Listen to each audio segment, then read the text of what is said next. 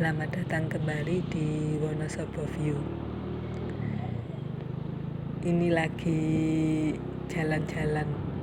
Sebenarnya sih bukan jalan-jalan, lagi disuruh nagih sama bos.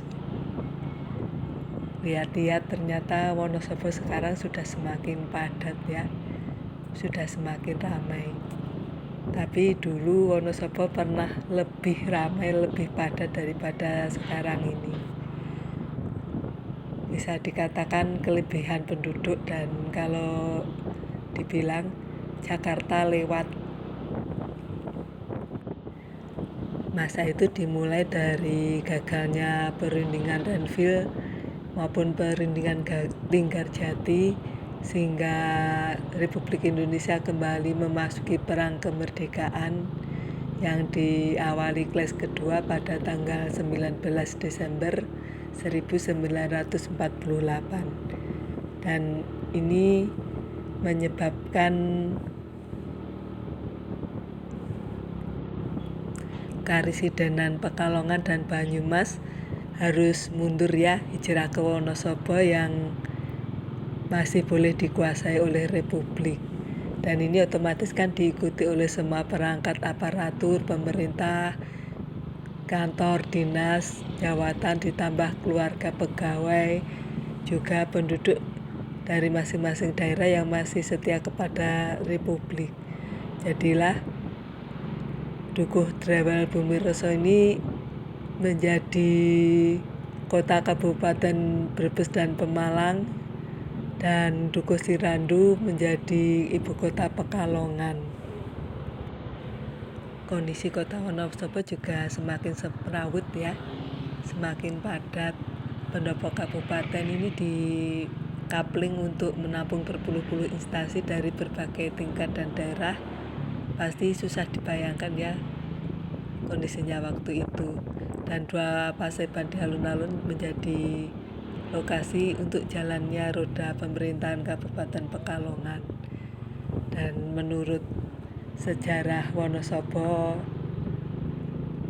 edisi kedua tahun 2008, bangunan RSPD ditempati jawatan penerangan Karisidenan Pekalongan dan markas komando ketenteraan di berbagai gedung di sekitar kabupaten, seperti Resimen 18 Divisi 3 Diponegoro dan Satuan Batalion 58 yang dipimpin Mayor Karjono dan Mayor Kaslam, serta Satuan Elri dari Tegal. Gedung Dina Upakara juga menjadi asrama pasukan, dan gedung di depan DPRD Wonosobo waktu itu menjadi asrama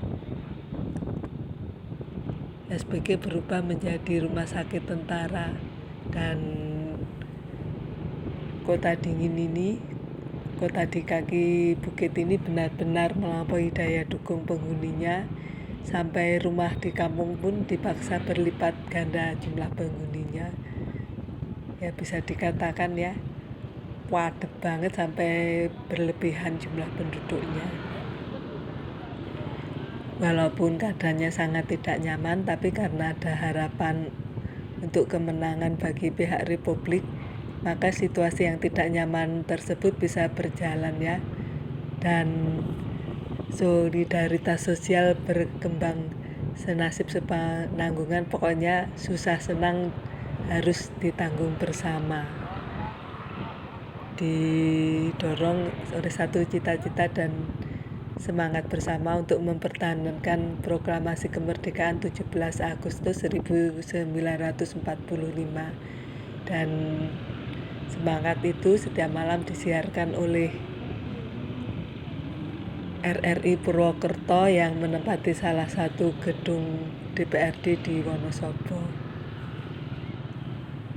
Dan itu meniupkan api perlawanan terhadap kolonial, tapi juga seperti bisikan hantu ya bagi Belanda, sehingga tidak heran pada perang kemerdekaan pertama Wonosobo ini mendapatkan pengintaian dari udara. Dan pada Senin Pahing pada tanggal 19 Desember 1948 setelah Belanda memborbandir Yogyakarta, Wonosobo ini menjadi target serangan kedua. Dulu pernah ya saya bahas bagaimana situasi Wonosobo waktu perang agresi militer Belanda kedua ini. Dan syukurnya para pengungsi ini yang pernah memadati Wonosobo telah kembali 2 hari sebelumnya ke daerah asal. Sebelumnya Wonosobo ini menerima para pengungsi.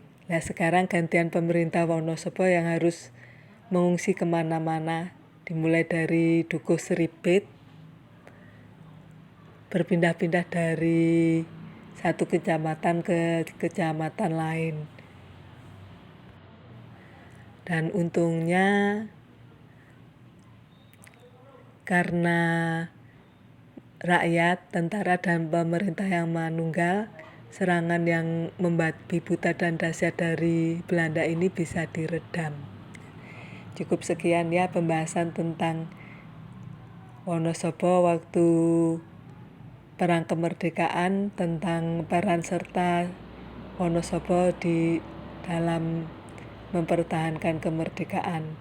Kalau ada salah kata, saya mohon maaf dan terima kasih sudah menonton.